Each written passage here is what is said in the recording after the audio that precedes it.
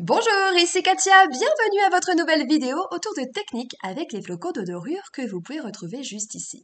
Alors il est vrai qu'ils sont vraiment très volatiles, alors moi je vous conseille d'en mettre un petit peu dans une boîte hermétique, vous verrez que ça va être beaucoup plus facile pour les utiliser. Une fois fait, eh bien, pour les appliquer, on va utiliser bien, la technique d'embossage à chaud. Alors pour le coup, je suis partie sur cette grande pivoine que vous pouvez retrouver ici.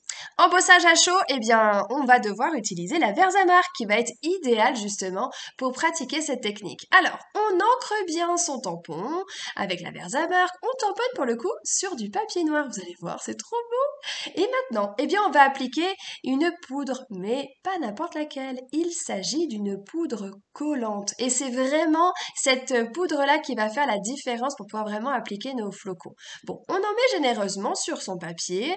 Et puis ensuite, on va récupérer bien évidemment l'excédent qu'on va glisser sur une feuille. Alors moi, j'ai l'habitude de plier une feuille en deux, encore en deux. Ça me fait une petite réserve. Et comme ça, hop, je glisse le tout dans mon flacon.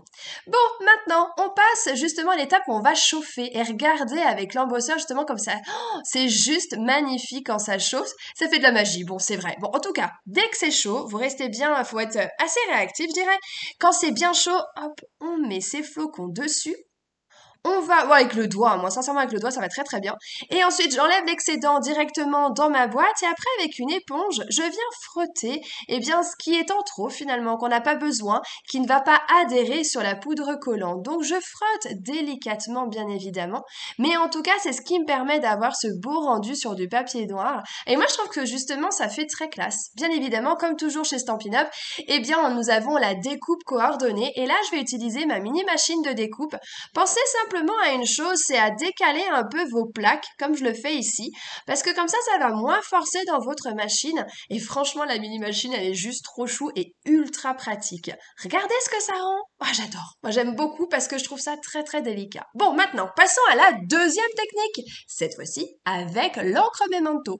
Ce qui veut dire que ma fleur, là, elle est noire. Alors, moi, ce que je vous propose, c'est aussi de faire de l'embossage à chaud. Mais cette fois-ci, prenez le flacon de recharge la Versamark, vous en mettez un peu sur votre bloc acrylique à l'aide d'un pinceau, et bien vous allez déterminer les zones où vous souhaitez avoir par la suite de la dorure. Donc rien que comme ça, eh bien on a vraiment des zones bien précises où on va mettre ensuite notre poudre collante.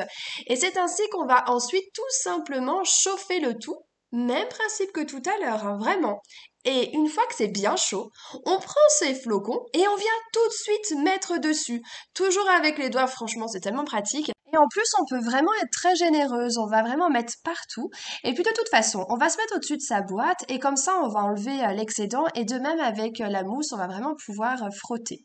Voici un exemple de pivoine et un deuxième que j'ai fait pour vous montrer qu'on peut vraiment personnaliser, en mettre plus ou moins de dorure. Alors maintenant, on peut aussi appliquer de la couleur grâce au feutre Stampin' Blends. On va pouvoir vraiment coloriser notre pivoine. Alors ça peut être intéressant, je vous cache pas, de le faire peut-être avant la dorure pour pas trop abîmer justement notre feutre.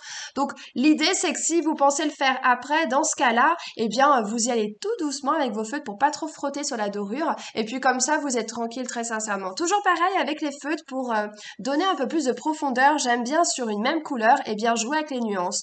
La nuance claire, foncée, et comme ça on va vraiment encore plus personnaliser notre fleur là pour le coup.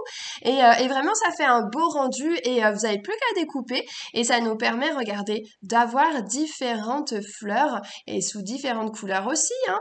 Et voici un exemple de carte là où je suis vraiment restée sur du noir et blanc et bien sûr de l'or.